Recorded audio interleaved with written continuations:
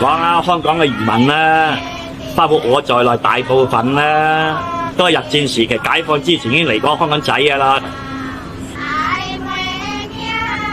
而我諗，如果40幾歲咧，應該係 last 最後㗎啦。我屋企幾代都係移民嚟嘅。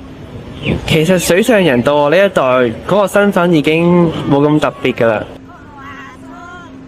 我都唔會覺得自己係一個水上人嚟嘅，因為我都未出過海。